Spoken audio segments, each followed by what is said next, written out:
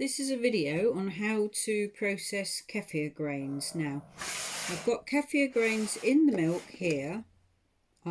It's goat's milk and it's of the right consistency now. It's got bubbles and it smells a little bit sour, and you might just be able to see there's some kefir grains in there. So what I need to do now is to sieve off the grains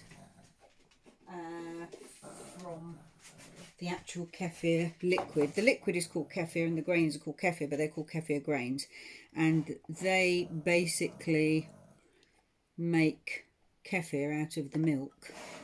So I'm just straining. I've got a little sieve here and it's got to be non-metallic, so plastic usually. Plastic's not the best thing, but yeah, plastic. The grains don't like anything metal touching them, and as you can see, there's these grains in there which look like little jelly cauliflower heads. So just shake that around. I'm using a wooden fork to do it. Wooden, plastic, glass, and as I kind of strain them off, I put them in this clean jar. It doesn't have to be sterile. All you have to do is wash it thoroughly in hot soapy water, and I usually give a little bit for Bruno, my dog, because the bacteria, the probiotic bacteria in the kefir are good for doggies as well. So you've got these kefir grains, which, think of them like a plant. They're kind of growing, so you will get a quantity more than you start with. So there we go. I'm just popping the grains in there. When you get too many, just hive some of them off. Either give them to the dog, eat them yourself, or with the first lot, I recommend just putting them in a little cup, cover them with milk and put them in the freezer. They'll stay in the freezer for about 6 months because they're obviously still eating the sugars in the milk. Now this is what kefir does. It eats the sugars, and the sugar being lactose. So people who are lactose intolerant can often take kefir because the bacteria has basically eaten the sugar. I always do goat's milk now because goat's milk has a non-inflammatory protein. The protein in milk is called casein, and the protein in cow's milk is A1 casein, which is inflammatory. The protein in goat's milk is A2 casein, which is non-inflammatory. The protein in gold top milk, a lot of Jersey cows are A2, so that's all right. Not all of them, but that's non-inflammatory. So what I'm just doing is I'm putting some goat's milk now on the actual grains. It's not an exact science, so you just have to feel your way in terms of how much grains versus how much milk versus how much warmth, you know, and how long it takes.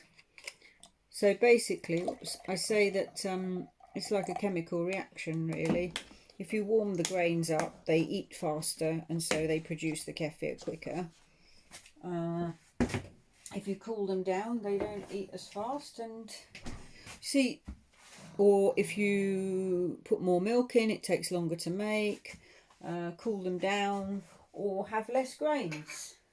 So now I've put the milk in there, I just put this top on, and I don't tighten it down because well, it's not quite as bad as fermenting. It doesn't produce that much gas, but I just leave that at room temperature now. And mine goes through a 24-hour cycle, so by 24 hours later that'll be as much as I need for one day. I have a bowl for myself, and I have a little bit for Bruno, who's sitting by my feet here looking at me. Well, he's actually not looking at me, he's looking at the kefir. and he's looking very expectantly. So now I've done the kefir here. What I do is I add some inulin and some fruit, and inulin is a prebiotic fibre. Now there's prebiotic, probiotic, and postbiotic. Prebiotic is what you feed the probiotics, which is the bacteria, and they produce postbiotics, which is the good compounds for us, the compounds that they digest, and which we can't.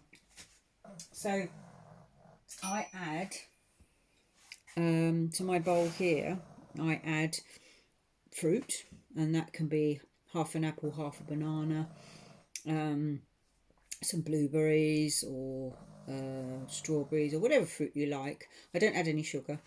I put a tablespoon of inulin, which is from chicory, I think it is, and that is naturally sweet, but it is a fibre, and it's a fibre that the kefir eat, and then they produce the postbiotics, is what the compounds that we need.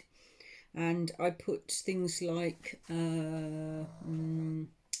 linseed.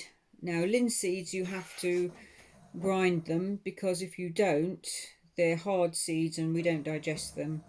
So linseeds are good. In fact, recently somebody said they're good for chelating plastics out of the body. Chelating is where it binds to the substance and flushes it out of the body. So all of these microplastics that we've got floating around in our body are apparently enough in our brain for a plastic teaspoon, which is quite worrying. One of the agents that chelates them, gets them out of the body, is linseed or flaxseed. Flaxseed and linseed, it's the same thing, it's just different names. There's golden and brown ones, and I don't really know the difference, but I do grind them up and use them. Now the other thing which is good for the pooch is ground up pumpkin seed, because they can't digest pumpkin seeds, and ground up pumpkin seed is supposed to get rid of parasites. It doesn't kill them though, but it's supposed to flush them. I think it does the same for us as well. It gets rid of parasites. So I just put a teaspoon of ground up pumpkin seeds in there for Bruno, and you can hear him in the background. He is making his presence felt. So